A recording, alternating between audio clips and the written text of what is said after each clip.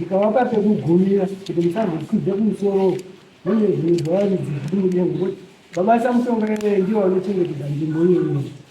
Saka apo akauya akati inini wana ndiri kuti ndawatadza ndinozama kuti ndiwataurire kuti umomaukira umo mune zvinhu zvawaridzi makomo ewaridzi amakuenda saka wana uri wakuita.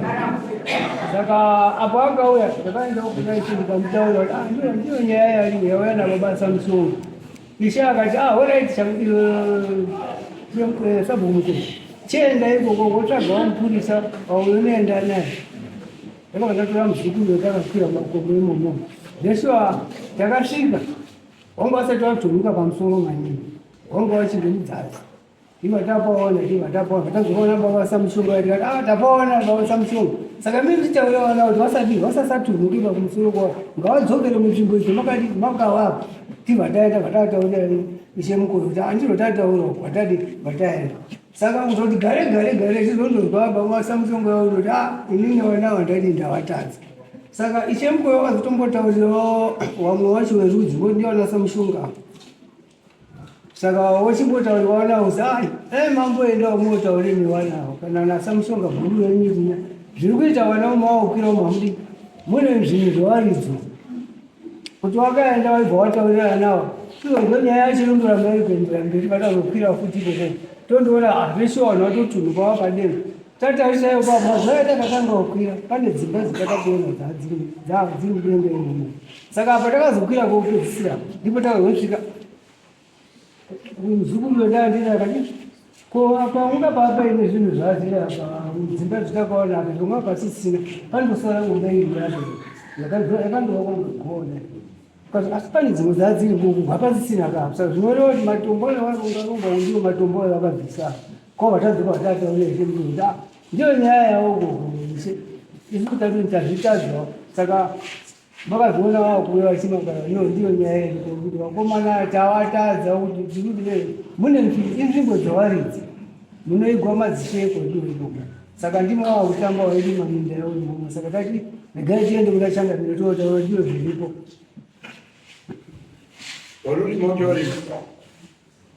Ndiyo komisa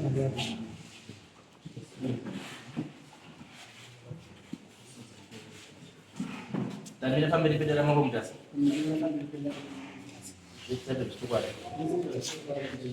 Kita ni baca apa ni? Wala ni baca ni.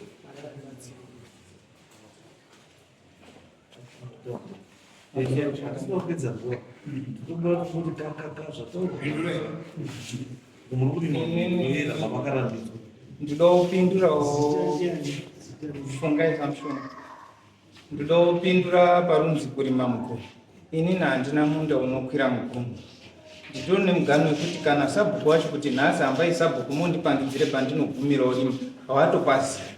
Takafamba mumunda imomo paine mwana waishe Kivu, mwana waishe Jeremiah. Ngatendere iwe hausiri aruri kusvika kunyumba kuwa umusiri ndiani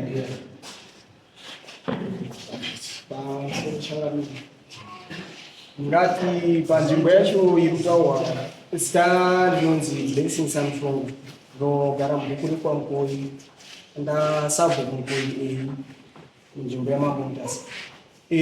Panzvimbo irikutaurwa iruzi yacho takarima tichikwira mugomo muyamakura. At first kuti titangorima munda iyo takatangorima 2013. makurima kusvika kumakua ndisingaitisa nhangu nharo navanhu vakuru kuti pane makuwa ere kana kuti hapana, asi zvekurima hedu kusvika pamusoro panonzi pamusoro ndo patorima kusvika. makamborambidzwa kunguva yekumashure ndingati sekuru wakutaurwa nezvavo sekuru Samushonga wakauya naSabhuku Mapenza uswa unova ndo Sabhuku anotungamiri waenda iwo wachienda kuna Sabhuku Ndoro wachiti tikukumbira kuti mutinyorere samanisi yekuti tiende kotongwa kudare raishe Mukoi.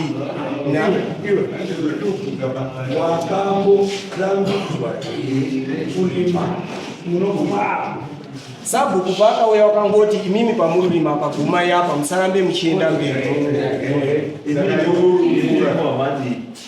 kubva pakauya sabhuku ivo hatina patakazopfuurira kuenda mberi takangoguma ipapapo sabhuku wangu kuti dhimai apa uchiguma saka sabhuku yangodimba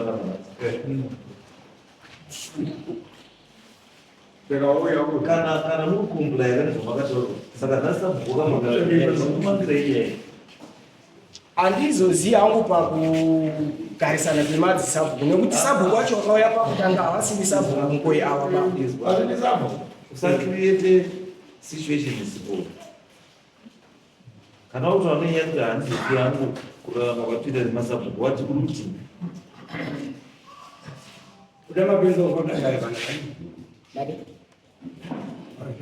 iwe sabhuku wako ndiani sabhuku sabhuku mukoi ndiye kamukoi ndiye kamukoi ndiye rakapamugano aiwa awa wangu havasi wakandipa mugano wakati vamugano nani na vanobatira sabhuku mukoi kubhuku ndi samapenzauswa asi wakandinongedzera mugano mwana waishe mukoi anonzi kive mukoi asi mugano iwo vanongedzerwa uri kutenzera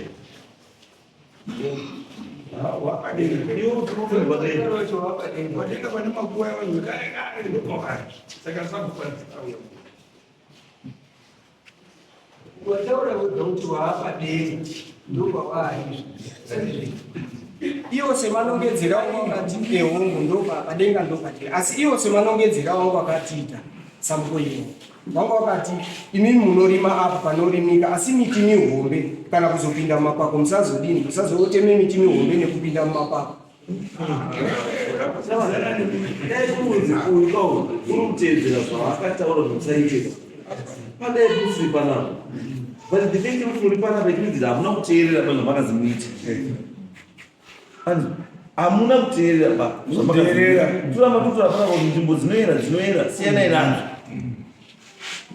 kana wari wari kutaurira wari wari dzine nzvimbo kutaurira kusasvike panoera imoramba mukuinsista kukwira mugomwe umu mamunozi musakwira kuzokwana sabhuku akupedza sei akuya kudare kuno akutadzai isaini kuti akutadzai iwagara pasi nekutadza kutaurira uda kutaurira izvi wati hausikunaikokutiwadaupindurei urimo right it's okay sabhuku tidzokai nevanhu ende munovape mugano paunofanira kugomera kubvira kundikunesa koma baba wacho kuti azuye wakabvira kuti ndawatadza wanawo ndakavapa mugano kuti umu musakwireko mune zvinhu zvewaridzi gumirai mujinga pasi apa murime pasi apa muindotendera muri pasi asi wabva wadini wabva watuluka padenga baba wacho wakabvira kuya ari kutotema ndofunga wavo yakakanga wakambota iwe aiti konya wonai zvaakuita wana endai kuti moone tikazokwira zveshe ndipo takazotazomakumbo ndio akumisa isho wizere ndio wakatoti tu kuti nyaya isangoti isho wakauya kwandiri inini munhu akauya kwandiri ndinoenda kutauraisha saka ndakaenda naSamshonga kunaishe vandakutaura baba Samshonga wauya nenyaya yakadai yekuti wana wangu waukira saka Samshonga baba ndiye anotomangarira wana kwazi wandinesa ndiri kuwataura hawasi kubvako wakati handisi kuwabvona imini chidzokai moenda kuna baba Samshonga munovapa chii munovapa mugano chaiwo kuzasi kwamuda kuti vadini waguni itesani imi makomana muri kuenda naSabhuku mosvika moratidzwa pamunofanira kudini wakatema miti kana wakatema miti tautokupai miti yekusima mosime miti mugomwe mwese mawakatema tautokupai miti totokupai miti yakawanda gomo rinoona rakazara miti gomo unoti panzvimbo yekutaurwa changaniro wangu ngepekuti ndini Blessing Samshonga panzvimbo yekutaurwa ngepekuti ini ndandine kandima kandairima pasiri mugomo pasi pegomo pandairima kudhara right ndarima ipo papo sekuru akauya ndikati Nzaya kuda kuti tigadzire road pamutanga inongotibatsira tese pamutanga because tinongorarama nezvekurima. Saka sekuri nyaya yakadini yakanaka but honai pamuri timi tigadzire road pacho ini handizorina pekudini pekurima. Tikazivawo zvatakuita panapa ngezvekuti chitipa iwo kondiwa rako iro unoti ndo rako racho. Iwo wochikwira urima pai pagomo apa. Wakwira urima pagomo apa miti mikuru musazoteme musazopinde mapako and for sure takaita izvezvo. Hatina tema miti hatinoita sei. But tatifambe sekuru wana wavo vakazotanga kuzondifonera bheki vakati iwewe tiri kuona warima usvika ukwira apo isusu baba wakatitaurira kuti takakupa kuguma padombo. Ndikati imimi patakapanana midhani yacho nababa mamuripo here kana kuti imimi zvakureva kuti inini kana dai mangwana ndikamuka ndisipo wana wangu imimi muchawatorera muchiti kwazi baba wako takamuti timupe pekufamba chii zvese zvoto hazvina zvisina basa. Complaining in this case is your father. Ndibaba wako ari kuti wana vari kupfuura patakawapa kuti wamire ndawatadzawo. Unonzwa chaizvo? Unonzwa? Saka wese wautaura wana usabhukwesa wana nebasa ba. Munhu ane basa ndibaba wako akutadza because hausi kuteerera zvaari kutaura.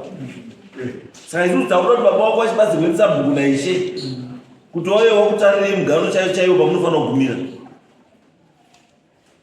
Ndinotaura wega kuti but otherwise mapako arimo uchizozi turi wakwira kumudenga autoyeresi mapako. Saka zvakandisunungukira here inini ngoti ivo ndakanga ndatombokwakauya nenyaya iyi ndakanga ndapa imudhisizhini nekuti sekuru hazvinetsi ngoti ndikuona kuti mugomo macho mamutaura kufurandi kwegomo nekuseri zvakangofanana. Saka inini zvandakuita ngezvekuti inini zvemugomo ndakadini ndakusiya asi ndikana ndasiya ndiri munhu ndorora muonekwe ndakudzoka ndirime kakondiwa kangu kandairima iwo wakanditi kwazi koiwo ukadzoka ukarima murodhi koisu tozofamba nepi asi iwo kwavo pacho ndatoona mane mezi dzako mezi dzako uri kuti ini ndiurima mugomo because ndakasiyira vanhu kakondiwa kangu kavanofura nako. Saka you are using kakondiwa yakako sebargaining chip. Wataura kuti wati sekugomo rakafanana kuseri nekuseri. Saka ini ndakuregera kurima mugomo ndakudzika kukondiwa rangu. Basi ndiko ndakurima. Asi sekuru vati asi usazotivharire. Meaning kuti ndio pakabata ipa. Kuti udarima gomo yoni aiwa. Hakuna zvakadaro. Kana munda usina hauna. Mugomo achadi kuona. Endai sabhuku ishe endai moto mugomo ngaro panofanira kuperera. Mangwana chaipo achari kumuna mugomo tichamupa miti chakupai miti 500 musima wakomana nemugomo imo ndo punishment iyi ndiyo makatema ese chauya ndichimuona maisima. Takati hatidi miti inotemwa mugomo muno hatichadi munhu anotema muti. Muri kuenda kufumura nyika nzvimbo dzedu mudzinoera